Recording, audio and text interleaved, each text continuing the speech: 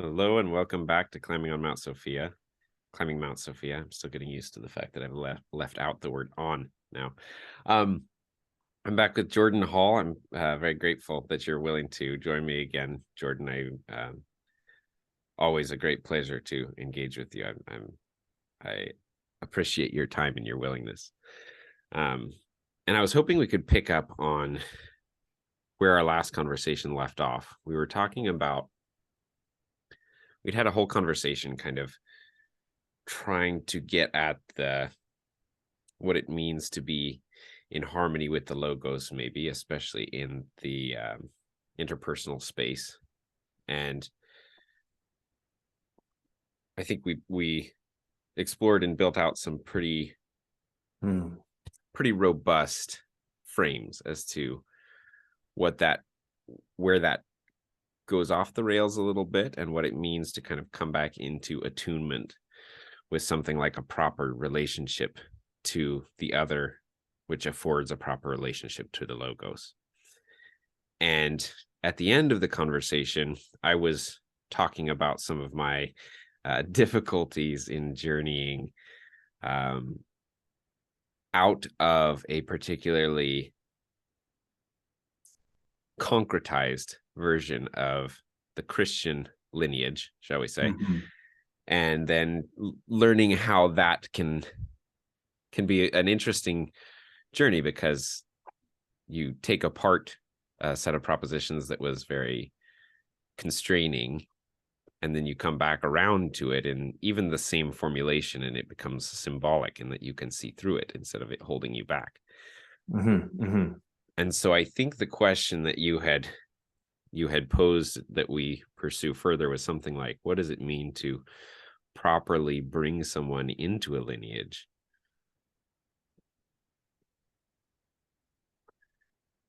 Yeah, well, we've got a bunch of different pieces we have to tease apart there. And the first thing that comes to my mind is, this whole one or ABA prime thing that seems to be very common these days. So there's like an old-fashioned notion of lineage. And I mean, old-fashioned, like cultures reproducing themselves through time in the indigenous sense. So that's A in this model. And then we have B, which is the structures that we try to bring people into. I'm visualizing now actually like a lava flow where as the lava solidifies, then has to break open for the lava to keep flowing. They don't have a flexible aliveness in relationship with the reality that they themselves produce. And so the process of enculturation, the process of lineage transmission, becomes increasingly fraught. If you do it in some sense too well, you've actually reduced the evolvability of your children. You've created children that are sort of very fragile to a changing environment. But of course, if you don't do it enough, then you have children that don't have any real grounding and have to find out for themselves, and that's a very difficult, if not impossible, thing to do.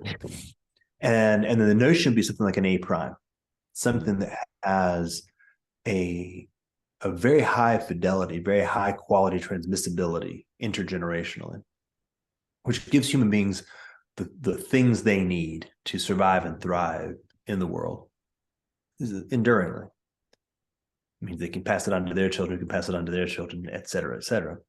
And also has, I want to say something like resilience, and maybe robustness, and maybe this esoteric notion of anti-fragile, to the fact that we create change, and to the intrinsic human thing that we change the world that we live in. That's quite a challenge. But so given that frame, I just kind of tease some pieces apart. By hypothesis, so I'm just going to propose a hypothetical. Up until a couple thousand years ago, let's just make it 10,000 just to be very clean, which is a long time, something like 1 million years of humans. Your life was usually functionally indistinguishable from your great grandfather's life. Mhm. You ate the same food, you had the same animals, you dealt with the same material, and while you had different relations, in fact, you may very well have a mythology that the people who are around you are themselves reproductions of the people who are around your great grandfather, right? There's a lot of groups that have that basic sensibility. But in any event, you spoke the same language, you had the same stories, that kind of thing.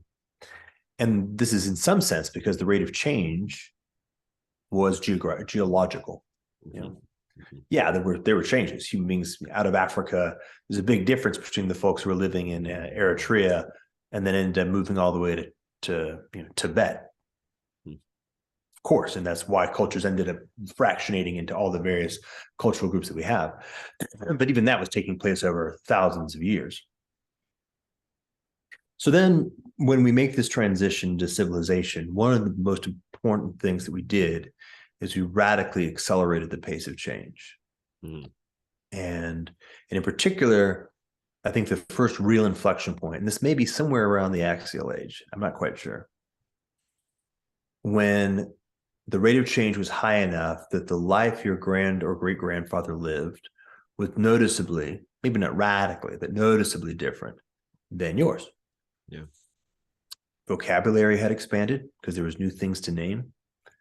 Or you were encountering different groups, and so the perturbations with other humans who did different things, and so this required a very different approach. And so that's a hypothesis, and of course the implication of that hypothesis is the moment we're in right now, which sometimes has been called the event horizon to the singularity moment. Like there's something about the rate of change where we are now, where I can say it first person. The world I grew up in is quite noticeably different from the world we live in now. Yeah. And I expect that the gap in that time to get tighter rather than further apart, at least for some period of time. So that's another way of describing the frame I just gave. Like it's a little bit of diagnosis. All right. So in the olden times, intergenerational transmission, a lineage, was very, very baked in. Again, the whole of your experience was itself reproducing itself. What I mean is, everybody spoke the same language. Everybody had the same culture. I mean, everywhere you looked, you were getting a mirrored reflection back of the thing. And so therefore you were absorbing all of it. And the envelope of your culture was defined by its ability to thrive in the context of nature. Right? It was an evolutionary, adaptive construct. And just to give another tool, which I'm not sure where this lives in the field of tools that have been shared broadly, just a nice clean distinction. I think Forrest Landry calls it evolutionary process, or the kind of learning that occurs in the using evolution, which is dumb trial and error, with the ability to remember when the differentials between different approaches. And the other one over here is called conscious process. It's a different kind of thing. So culture 1.0 was at least, I don't want to say only, but was at least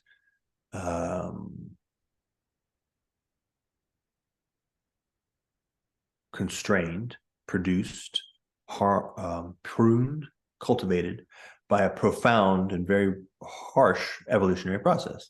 If your culture didn't actually cultivate survival and thriving in a particular niche, then we just died. And lots of people probably did, as we believe we understand from the archaeological record. Even the whole species was on the precipice of extinction a number of times. It's like the emergence of the ability to abstract ideas instead of being tied to the hard constraints, something like that. In that, like that Alfred North Whitehead, we have ideas that our ideas can die instead of we do kind of idea. Yes, that's conscious process. Exactly. Yeah. Okay. And the reason why I'm bringing that up is that while it is harsh and a little rough around the edges, the evolutionary process builds robust things. Yeah.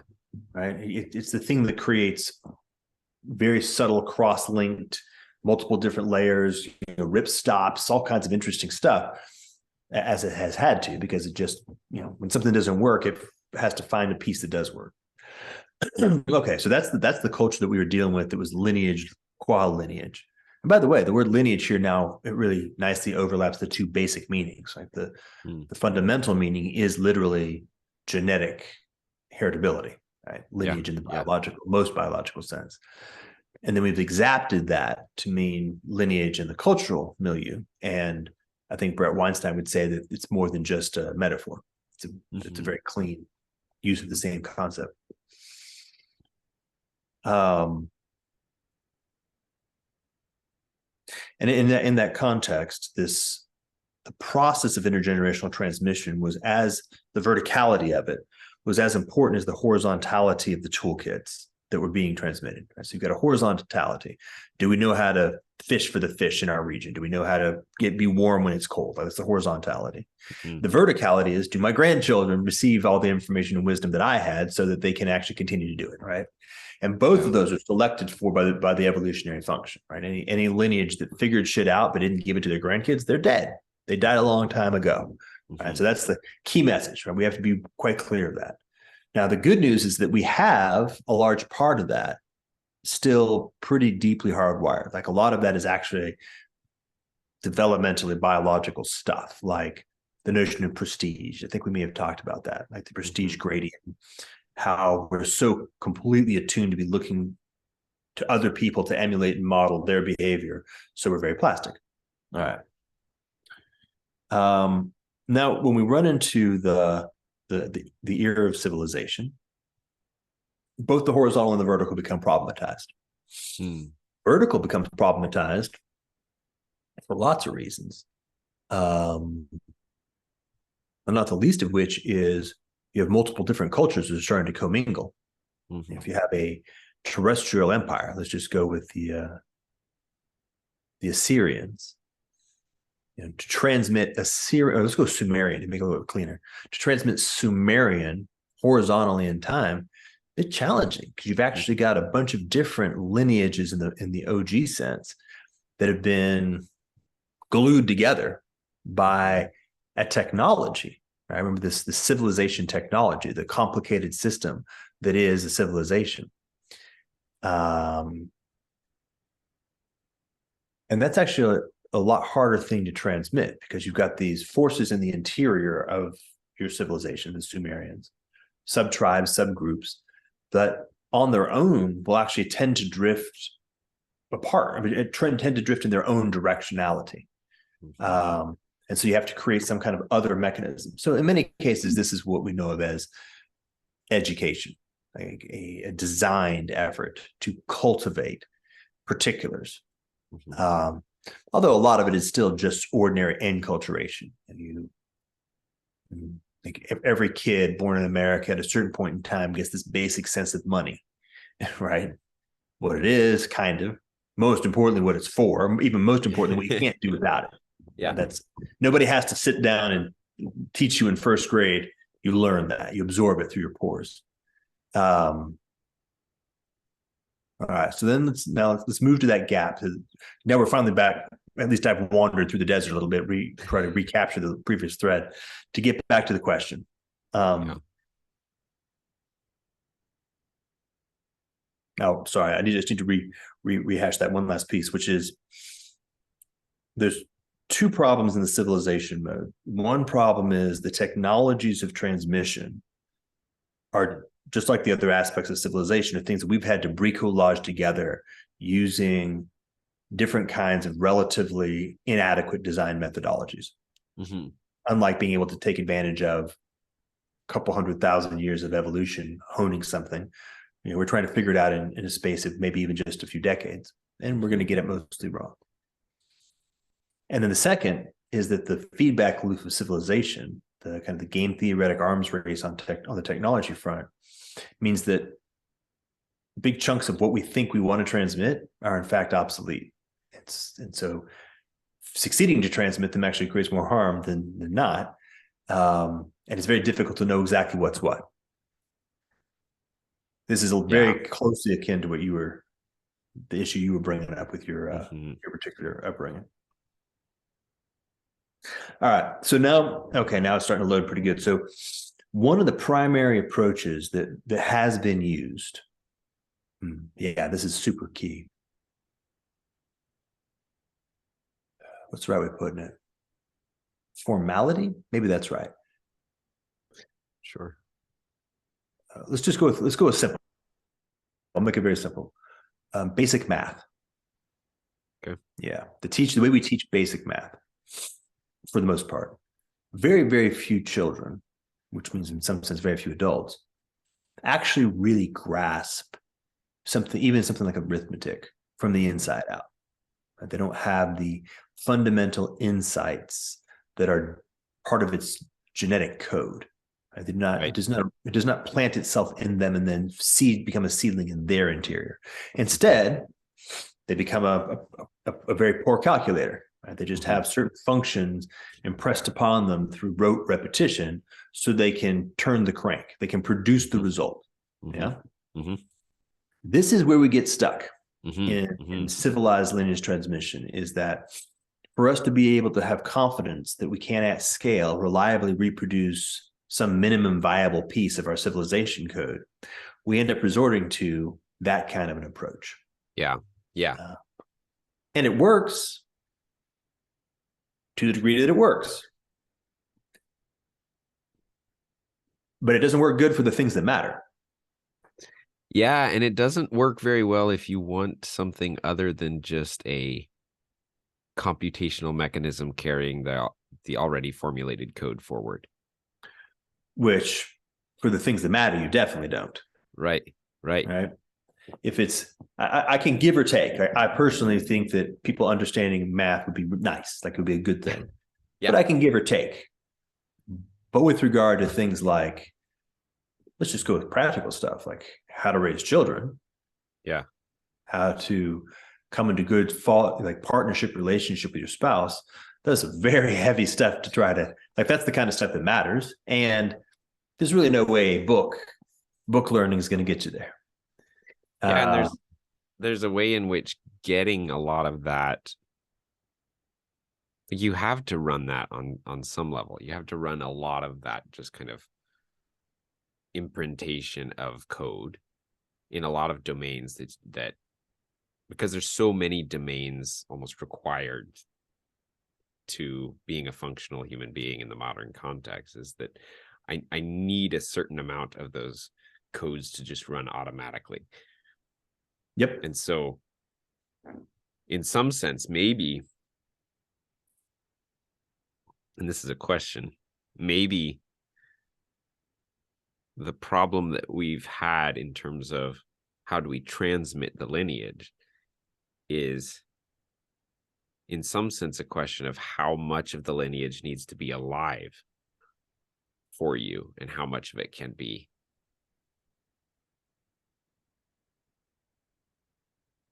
just structure. Do you see what I'm saying there? Sure. I'm trying to see if there's a nice metaphor here. I felt like there was something in, well, we can use embryology. When the fertilized egg implants itself in the uterus, part of it is going to go on to be an embryo. Part of it's going to go on to be a placenta. You need the placenta, but it doesn't stick around for too much time after birth. Yeah.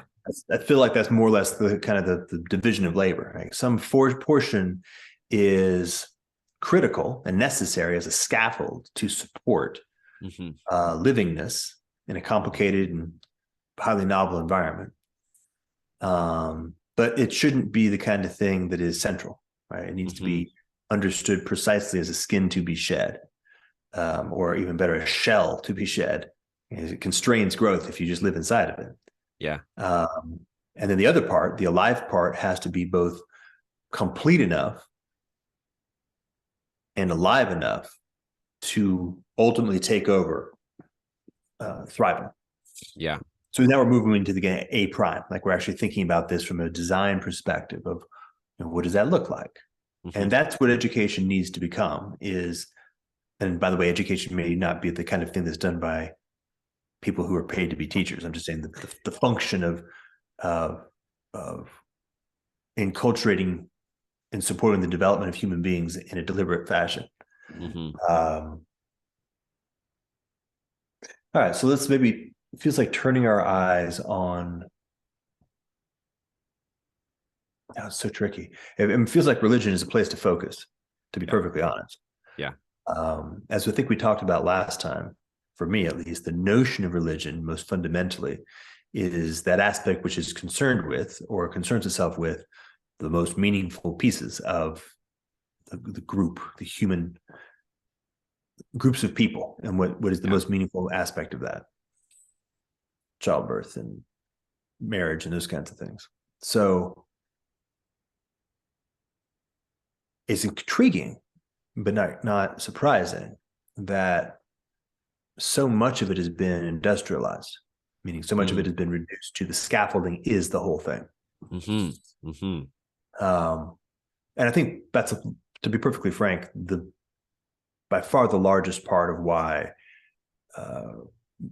the classical religions, the sort of the big religions of the last 1,000 years or so, have struggled so mightily. That the heart has been left behind. You know, we got a placenta and we don't have a baby. And that's not going to get you very far. You made a bad trade.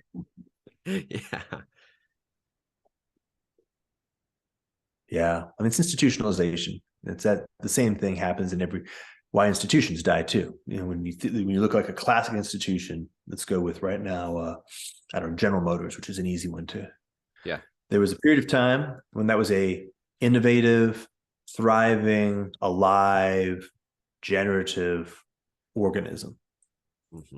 And surely isn't anymore. I'm surprised it still exists as an entity at all. But that happens, right? The shell, it's so interesting. Like the placenta becomes a shell. That's the metaphor. And the placenta becomes a shell. Oh, okay. Sorry. I don't want to mess you up there, but that seems important, because there's a difference between a shell and a scaffolding. Yeah. A scaffolding is such that you move up to it and then build beyond it, where a shell is something that you can't, like, you get stuck inside it. And that seems to be a pretty good metaphor of the difference between keeping the heart and leaving the heart behind, as you said.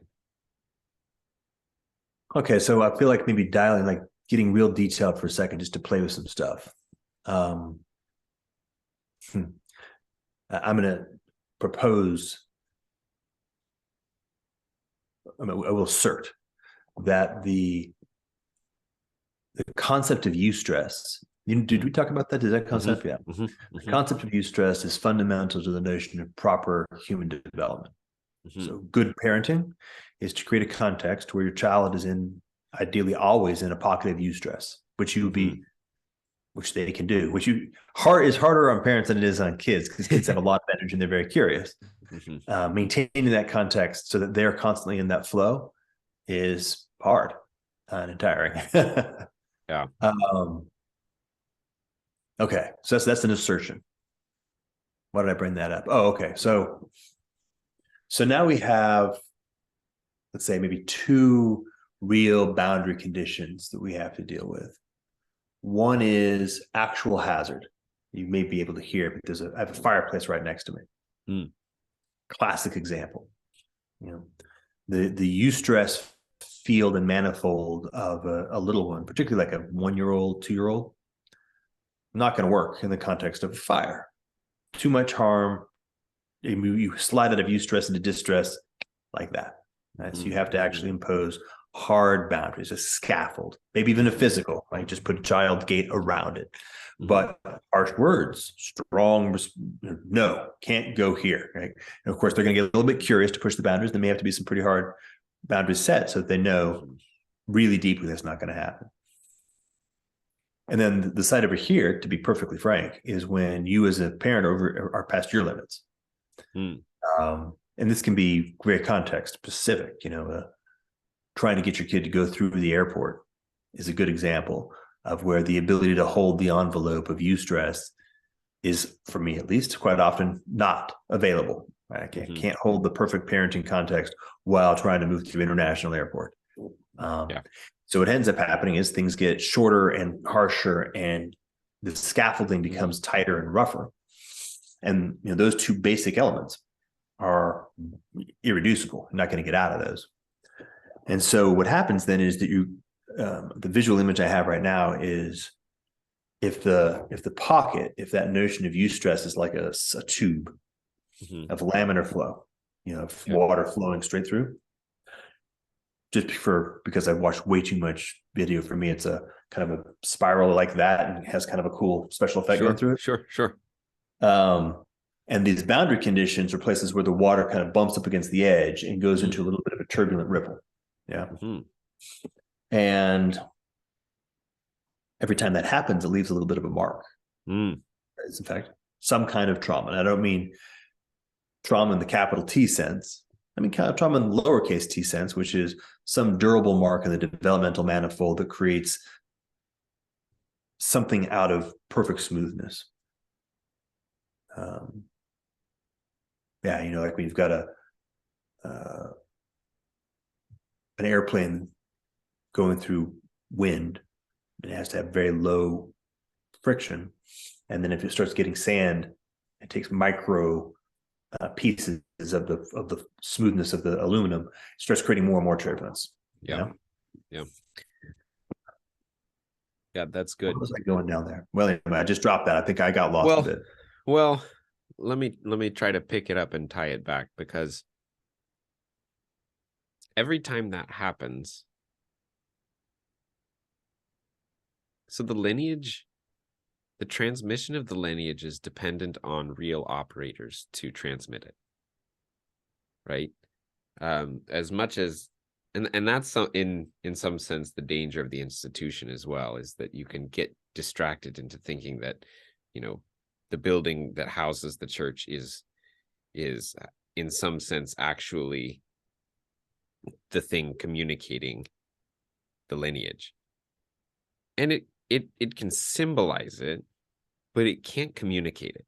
The only way it gets communicated is by other human beings. And so every time you have this kind of, I liked how you said that. That was really nice. That like a micro traumatic event where the limitations of, say, your instructor were such that you got a less than ideal setup to maintain your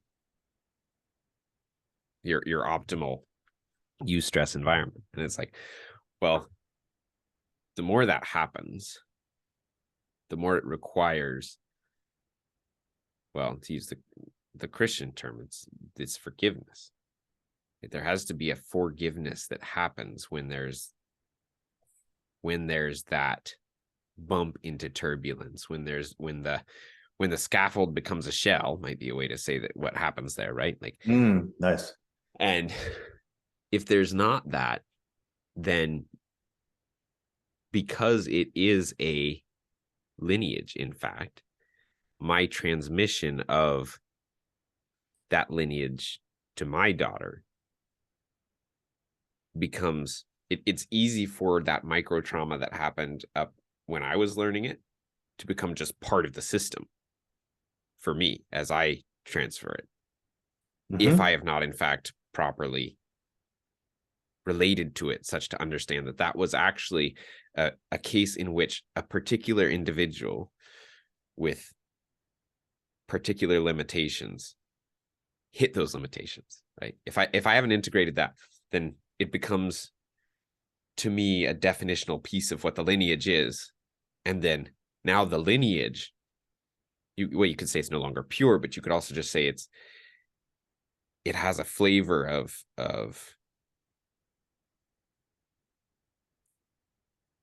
the particular constraints of a personality come into it. And so, all right, hold on. Can I throw something in? So there's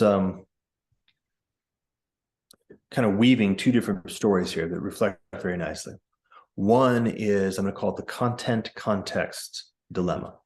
This is that notion of rote versus indigenously or authentically discovering for yourself. So math, right? So math taught as content is, can you execute algorithms is not right. Can you repeat, regurgitate what I told you reliably? Content has been impressed upon you. Context is, can I cultivate an environment reliably where you rediscover math for the first time ever yourself? And therefore, it's not so much you repeating, rather it's you expressing something that you now truly own, because it's you get it all the way up. And so that's that dilemma. Now, this other dilemma has to do with the boundary conditions on our ability to actually hold and maintain a proper developmental context. And you mix the two quite nicely, which is that in my mind, I mix them based upon what I was hearing you say. When somebody actually reaches one of those limitations, a piece of that gets woven up into the context and maybe just become transmitted. But it particularly if it becomes part of the content, and if it becomes an artifact, which was originally just produced as literally a piece of turbulence in a developmental environment, gets reified as an artifact of content. And then when you're in a content distribution style lineage, then you're actually reproducing these turbulent events as if they're the thing in the first place. You get a double whammy. Not only is reproducing the content not really the right way of doing it, you're not even reproducing the right content. Right. So there's like 3 different regimes there.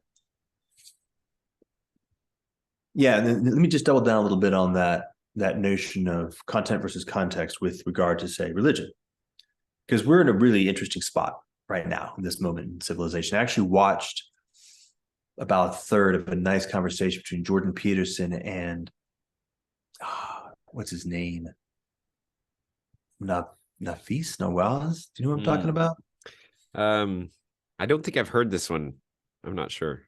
Shoot, I don't have my phone. It's good. Peterson did an interview or a conversation with Benjamin Netanyahu about Israel and Palestine. And Nawaz, I think his name is Nawaz, basically said, hey, you missed a bunch of stuff. You kind of fucked up. And then so Peterson and Nawaz had a very, very nice conversation. And one of the points he made was, hey, if you say Judeo-Christian civilization, you're missing out on the Islamic element, which is part of the story as well in a very important, deep, rich way. All right. Point being, we're clearly dealing with that issue.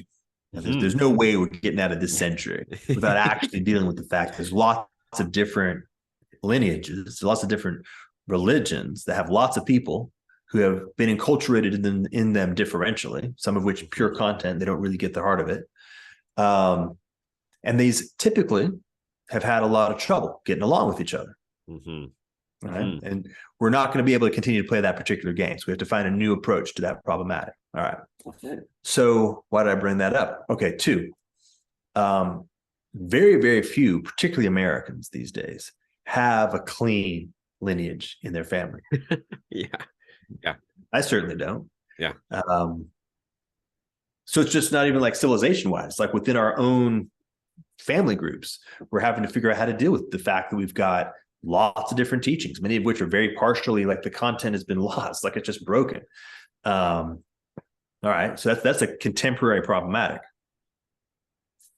Well, I was just to comment on that. I mean, I think that's the kind of thing that if we're going to work towards a space where these very significant lineages that are, or religions that are well represented and well maintained on a vast swath of people, are going to coalesce into something beautiful, or even work together in a way that is beautiful. At first, one of the first things is they have to actually understand themselves for what they are. And in order to do that, we have to well, first of all, we have to be honest with the fact that we're in these lineages in the first place. And then we have to notice the way in which these lineages have fractured in oftentimes quite spectacular ways, right? Like I think in America we have it's like what's more American than fireworks, right?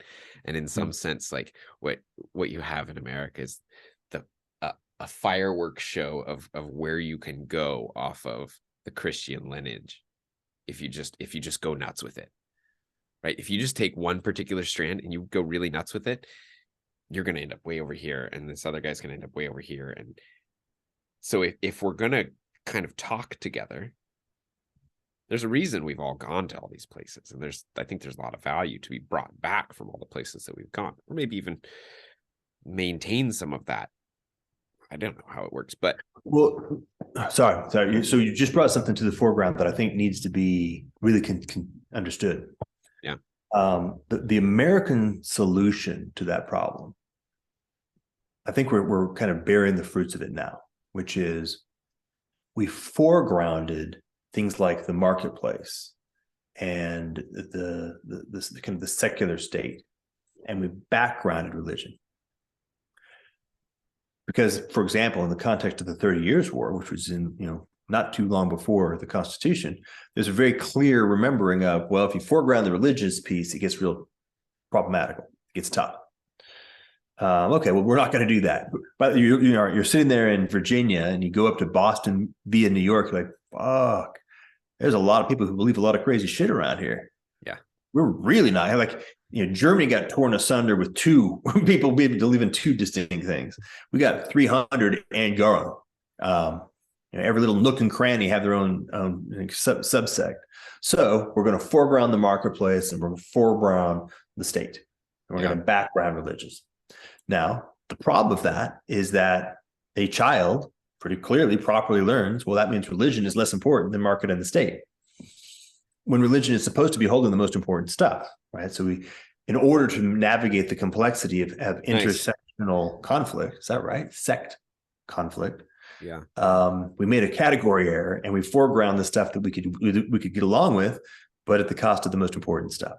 And now we're bearing the fruits of that, which isn't to say we could have done any better, because I don't know if there's any resolution. Yeah. Once again, we're going to have to figure it out.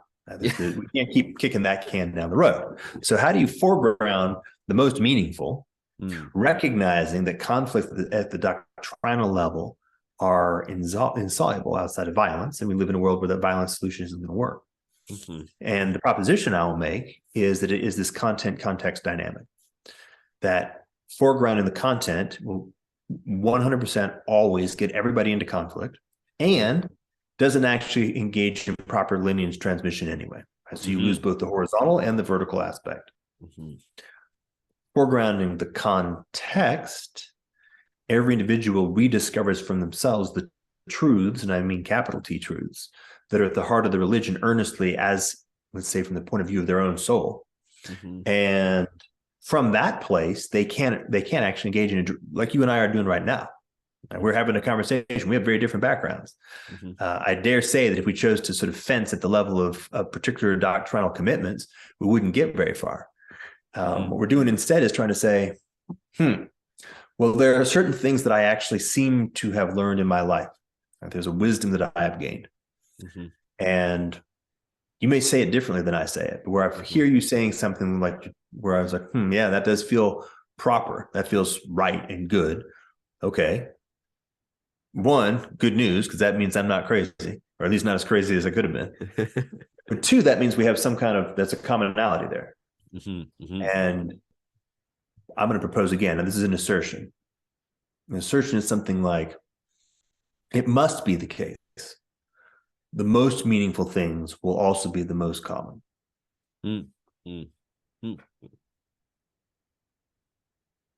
That's an interesting proposition. It has a good consequence, good implications if it's true.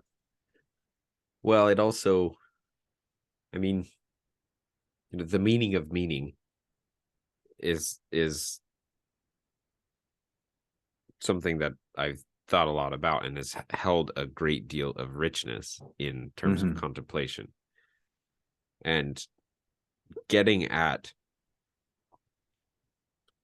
like John says, that the question of what is the meaning of life is not a great question. What's much more interesting is where do you get meaning in life? And even that reframing, I think, gets at this problem of content versus context.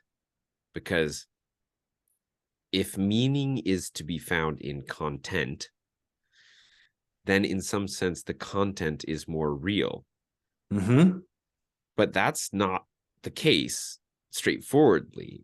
If I can reference back to the earlier part of our conversation, is that this whole, and I'm going to, you help me with the term here, consciousness, like the evolutionary system and the conscious, what was that term? Design. Conscious design Yeah. system, right? The conscious design sits on the evolutionary. So therefore, the content of this is secondary to the context. Like it has to be. And Mm-hmm. so to switch around the notion of what is meaning and what is meaningful, and to make it common, as you just suggested, it feels to me, and sometimes I try to make moves that I don't have the tools for. It feels to me that there's something in that move that actually gets at the heart of the problem in the first place. That in making the common, in making the seemingly mundane aspects of life the most meaningful, will transition my prioritization back toward meaning itself, which is a context prioritization over a content prioritization, which in fact, again, to bring John in, frees up my relevance realization.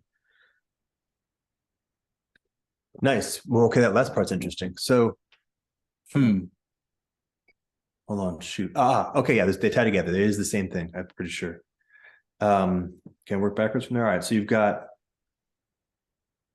it's a little bit like the experience of trying to ride a bike by rote. Yeah. Right. Or trying to sing a song while remembering the lyrics. Yeah. It just doesn't work. If your relevance realization bandwidth is all tied up, trying to run a cognitive memory rote overlay, it's running very inefficiently. By contrast, right? If you've internalized a song to the point where it simply expresses itself through you unconsciously, it's just now part of something you can do, or for that matter, you can juggle, right, or ride a bike.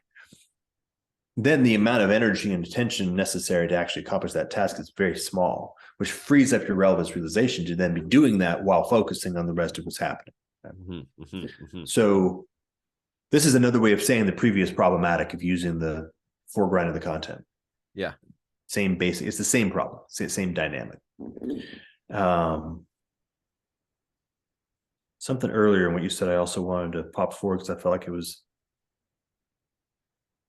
shoot.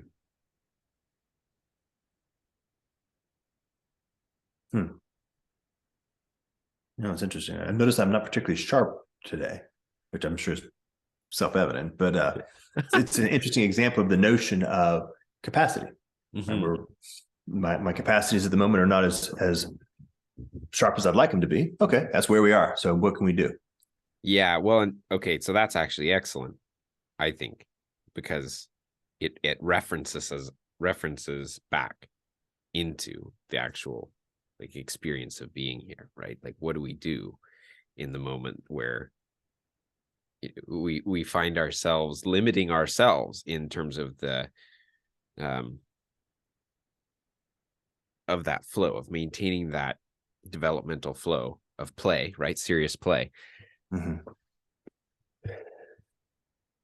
it seems like taking as meaningful the common thing that is in front of me in the way with a deep seriousness, right? Like, if no matter how far away I am, whether it's because I'm in some flight of some idea, or whether I'm just really constrained by some egoic problem. Either way, what's actually important is what's happening to me right now, or my daughter who's in front of me, or whatever. And so in fact, it's always the right thing to come back down into the common moment, to find the meaning. And that maybe is the thing that, man, I love. Go ahead. Well, yeah, I actually, what I wanted to do right there is just sort of like maybe turn something a little bit right side up. What I would say is that the notion of moment, yeah, I think we do that way. Like the present moment is the only place where meaningfulness can occur at all. So, because we live in a world where oftentimes we're thinking about an imagined future or remembering a past, sometimes we'll project meaning into the future, project meaning into the past. But that's not, I'm proposing again, that is not actually where it lives. It lives now. That's just the nature of reality, is that the present moment and meaningfulness are in fact bound to the same aspect of reality. And so to endeavor to discover or locate meaningfulness anywhere other than in the moment is a category error. You're just looking in the wrong place. I'm trying to think of a metaphor for it. It's kind of like asking how many inches the last 2 seconds were. Like that's not the kind of thing you can do with time and space. Like they don't work that way. Yeah. So that's key, right? To recognize that it's not like you should prefer to use coal for making heat rather than pine because practically it has more energy density. No, you should look for meaningfulness in the present moment because that's the kind of place it is. Right? That's just, it's ontologically bound. Okay, that was the thing that I want to just kind of put in place to make sure that lands. Can't find it anywhere else intrinsically. It's impossible. It's not a thing you can do. And so it's a reorienting basis. It helps you settle some things. Here you are. Any meaningfulness you're going to find, it's going to be right here. That's it. Now, by the way, this is the relevance realization kind of recursive loop.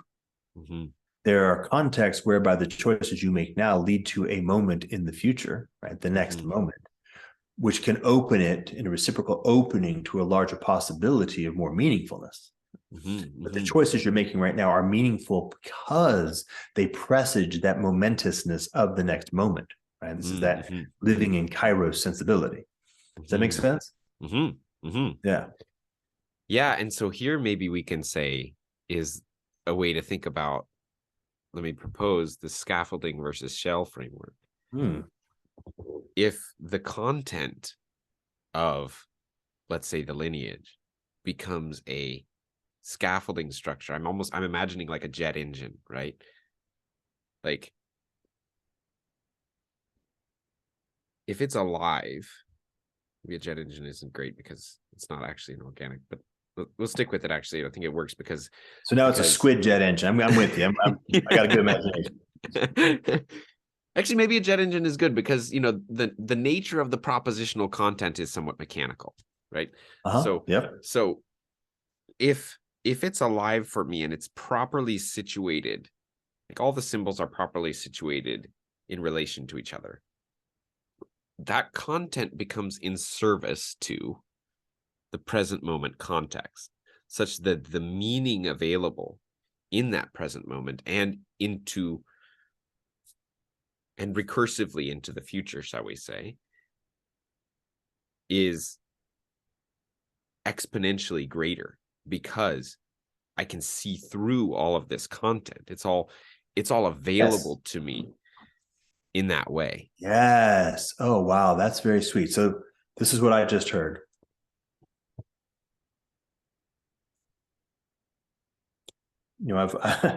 I have lived a life in such a fashion as to have accumulated some variety of concepts and linguistic capacities.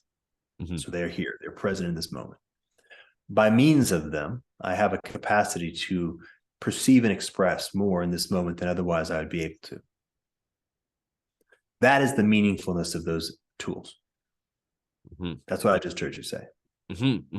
Yes, and in fact, if you have, like, if those all cohere together in a fashion that actually stacks up, Yep. right, it gets exponentially greater. And this has been my experience with Christianity, is like, there are so many places that I used to get stuck for me. But in an ever increasing way, it's become this kind of thing that I can, like, I don't know. It's like I've got a big telescope here in this room next to me. And it's like I can bring that out and bring it to bear. And it's like, but only insofar, like, I can't go to church, because when I go to church, these blocks start happening with it. It becomes no longer like, I don't know. I'd like to be able to go to church and it not become a shell and stay a scaffolding. But so far, that doesn't seem to be available. Does that make sense what I'm saying? No, because I haven't gone to church, so I'm gonna have to work backwards. But I think let me try. So the first part made lots of sense. That was very, very straightforward. So, and I very much completely agree. One of the primary tasks of a human is to become a well-integrated whole with richness and complexity. And the more richness and complexity that you bring in, the harder it is to become a well-integrated whole. So you want to try to get both.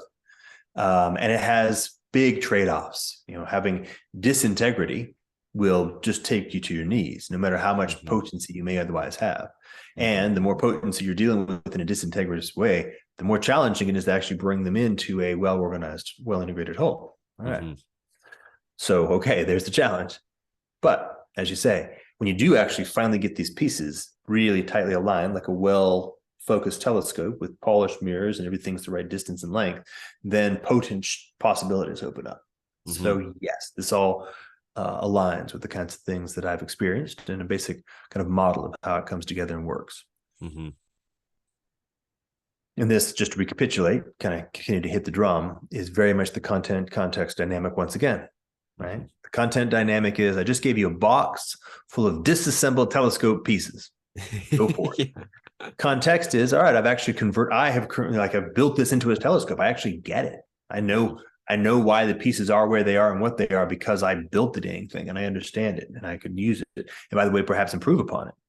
And it's a good point. Like, if you can't improve upon something, you don't truly grasp it, right? All right. Okay. So now I'm going to church. So now I've been integrating this Christianity, which is a lineage, right? It's a big, serious, heavy, lots of people, long time, high commitment, significant piece of work with really smart people, really dedicated for long periods of time, oftentimes at a level of commitment that we can't even begin to try to imagine ourselves. Like, we're punks when it comes to historical capacity to just do stuff like with focused effort for long periods of time. All right. So there's a big telescope box. Somebody just throws it on the floor. All right, shoot. Start working on it. Living life, having kids, having relationships, having life experiences, certain pieces like, oh, that's what that is. So you can imagine like a 2-year-old taking a little lens and like looking through it going, whoa, hold on. You can look through this thing. That's probably what it's for. You probably do. 2 of them did something. Oh, okay. That kind of insight, pop. Yep. All right. So now I'm somewhat well integrated, in your case, Christian. I've got these pieces. They're starting to come together. Things are flowing through more clearly. I'm getting more and more insight. Then you go to church. What's the deal? The deal is something like, I'll give you one of the hypotheses. They're running the Inculcate Minimum Viable Content program. That's the shtick, right? That's the air condition of civilization's effort to reproduce itself. It uses the minimum viable content reproduction stamping out program. Like, dunk, dunk, dunk, dunk, dunk. Got myself a good Presbyterian, right? Or I've got myself a good Catholic. It's more the OG. And your well-integrated system is now able to notice all kinds of things that are coming off of that program that are like, oh, no, that's not even what that word means. Like you just said, forgiveness, but the forgiveness is it's a very different notion. I mean, hold on. And now you're stuck because you're actually, to make it work, you'd have to actually bring that whole church, which is to say the group of people, into being a well-integrated wholeness. That's the only way you can get there. That's what that would mean, right? And the context would have to be a context that supports that. Right. Yeah. No, thank you. That's super helpful, actually. Is And that mirror what it is your experience? yeah, very much Nice. so. Very much so. And I think it's and maybe that can, okay, so let me try to turn that around. That might give us some insight into where we are in terms of these religious lineages in general in our culture. Is that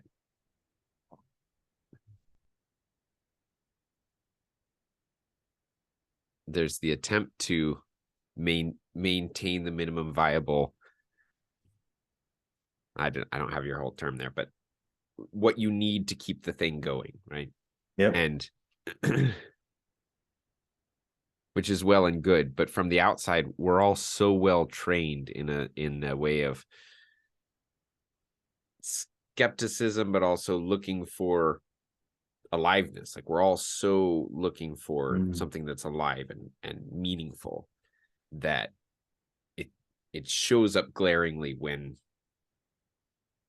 that minimum viable compartment doesn't fix that, doesn't fill that niche. Yeah, well, I mean, that particular approach largely trades on either salience, which is it's going to have a hard time competing in contemporary pop culture on salience. Yeah, You know, yeah. Fire and Brimstone, whatever, man. I just watched Thor, God of Thunder. Like that thing was overwhelming. You're telling some fun story. It's neat, whatever. But I just saw it with my own two eyes.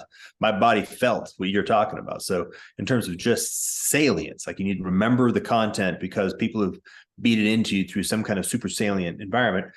Pop culture eats that for lunch.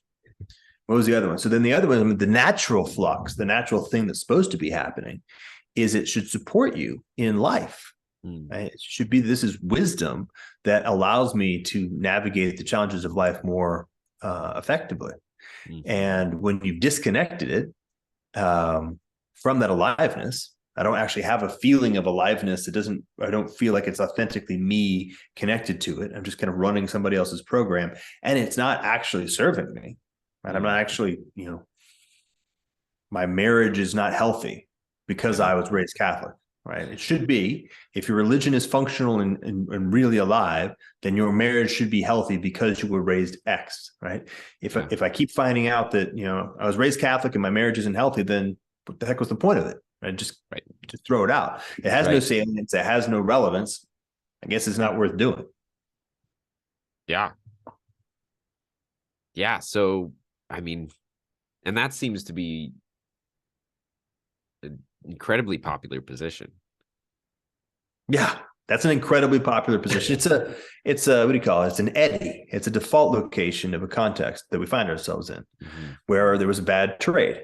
The institutions that took responsibility for lineage transmission of religion biased towards a minimum viable content stamping process. Maybe only because that's what they could get away with. Like it's just too hard to do the other way.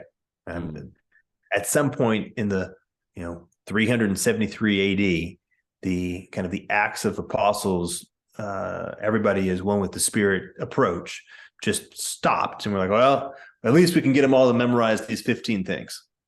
Something like that. Yeah. Or hey, you can imagine like the kind of you call it Silicon Valley startup. Like it's good, but we got to scale. Like I need to get Russians. I need to get Poles. I got to get a bunch of Germanic tribes in this thing. They don't even speak Latin. Like we got to work on this thing. I got to go faster. What do you got? Well, look, get Vinceratrix, the chieftain of the Franks, to say these 13 things, and we're just going to call him, Christian. Because it's good. Because if he says he's Christian, his troops are going to stop killing everybody, and that's a trade we're going to make. Like, I don't know what exactly the context is that drives this selection function, but it's where you end up. Okay. But if you end up there, then particularly when you make this move where there's so many different sects that you foreground the marketplace and the state, what you discover is that it can't compete anymore. You've disconnected it. Yeah. So we get ourselves back to where we are, which is we have to find a way to identify a lineage, which, by the way, has to be true. You can't make it up. It has to actually be true. Yeah. I mean this in the sense, have we done it that way? Non-propositionally, participatory truth, right? It has to be a thing that by living in this fashion, life itself is made more rich and more enduring. Yeah. That's what I mean. If you put the pieces of the telescope together, they have to actually work. Like exactly. And that would mean the telescope is true. You have true to the telescope. Right. Yeah. So a lineage that is true is evolvable in the context of the reality that we actually find ourselves in, which includes the fact that we're living in a shattered, diaspora of pleiotropic lineage amalgams and can suffer proper lineage transmission, right? In the context that we imagine the future might hold, which might be quite interesting. Now, take this as what do you call it? Lacuna, no, what's the right term? Cherry on top. I'd like a better term, but cherry on top works. LLMs, AI, is going to be hella good at content. The kinds of cults that will be able to be produced by AI is going to squeeze the last little drops out of copy-paste religion. And to the degree which religion is just the reproduction of certain propositional constructs, LLMs are going to corner that market. So just keep that in mind. Like it's the end is nigh. we're within like 2 years, maybe like GPT-4, maybe the end of the story, but we're within like 2 years at the rate things are going of that entire approach, which doesn't bother me because that entire approach was DOA anyway. Though it may have played a role of keeping us moving in sort of a lurching forward kind of direction and creating a context where maybe we could do something better. Like, don't get me wrong. The era of Christendom was healthier for human development than the era of the late Roman Empire. The notion that maybe you should be nice to other people is a lot better than the notion of the best use for other people is to watch them be tortured in front of you for your own entertainment. Like that's a very different environment. It's more conducive to good, healthy childhood development, I can tell you. And that arc, that institutional structure, it's actually quite beautiful if you think about it that way. Like I was thinking of like not even marathon, it was strong. It was like somebody who carried something across a vast and difficult duration. And they're not going to carry it any further. They're dying, right? This effort killed them. They're dead. But the most precious thing they managed to carry across to our benefit. Like that would be the feeling I would have towards the scaffolding shells, right? The shell aspect of the religions. So the challenge then is, can we rediscover the heart? Can we find the most precious thing? And then can we re-enliven it? Can we actually become aligned with it in such a way that it flows through us properly between and among each other and reconstitute something that has the characteristics that we've just been discussing? Which, by the way, is, I am quite convinced, the only possible response to the AI problem. Yeah. And also what I was hearing was that's also the response to how do you properly bring someone into a lineage?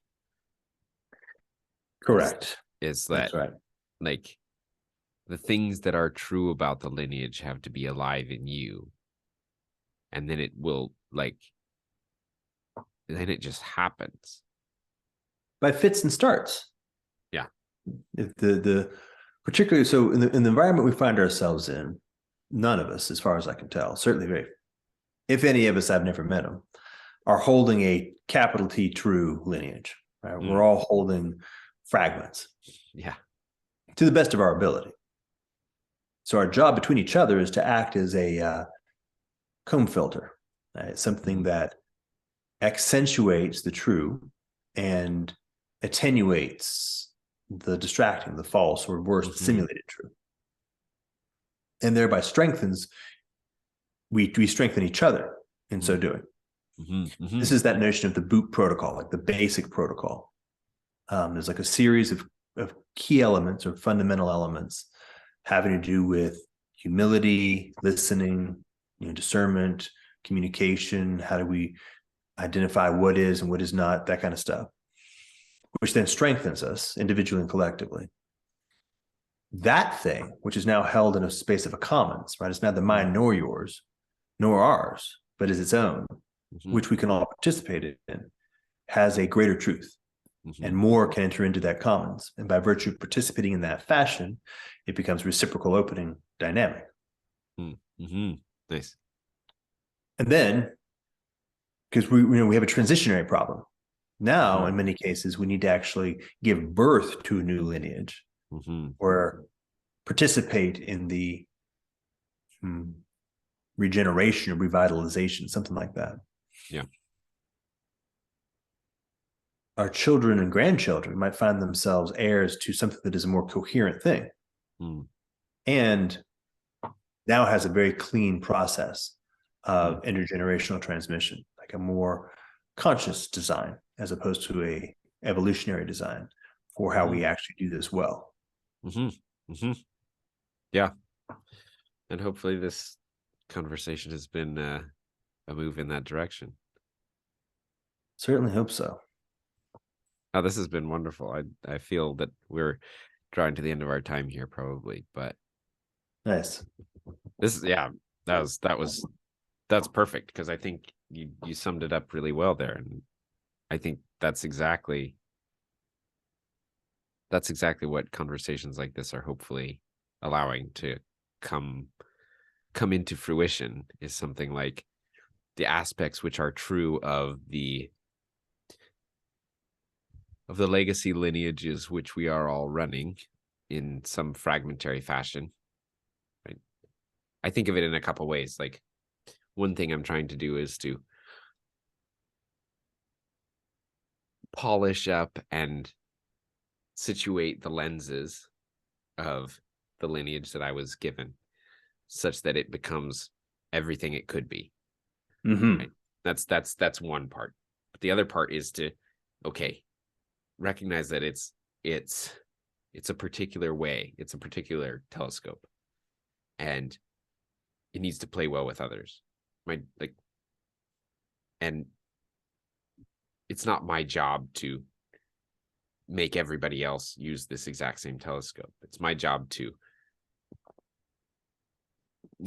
use it. Wow. Yeah, the metaphor that just dropped in was let's see, how do you do it right? I was trying to do telescope is to fish, and X is to teach to fish. Yeah. It's more like, it's not your job to even teach everybody to fish, because maybe they're not supposed to be fishermen, but to that one level higher, right? Teach people how to learn, how to take care of themselves and those around them. That's universal.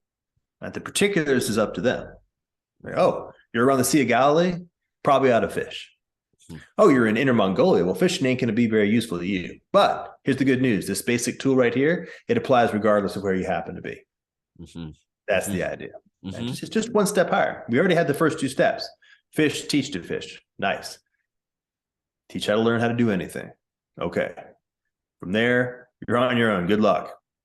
Something like that. Yeah. And, another way to say it might be, look, here's a lens. Here's a lens. These lenses are both really functional for both of us. How do we make sense of them, as you said, act as filters for each other, such that the through line of what is most real about those lenses becomes more obvious to everyone else and ourselves, rather than, and again, this is back to that same problem, but the emphasis of this is the lens throws us back into the whole problem. Yeah, well, and it's funny because the way the metaphor came up, and I guess we're tailing on, but maybe a little bit of useful sort of we call it the scene at the end of the movie where you get to see what the characters looked like when they were 60. Yeah. The epilogue. When the eyes and the ears are doing this, they tend not to get into as much conflict, because the ears don't really think they understand the notion of the color blue. And the eyes don't really think they understand the notion of high C. So they don't get into conflict about it.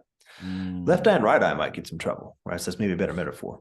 But they're both there, right? When I'm interacting with somebody who happens to be very much an heir of, say, Sufi Islam, it may very well be the case that there may be, say, words that we both use, more or less. Now, they may actually be using Arabic words, and I'm not.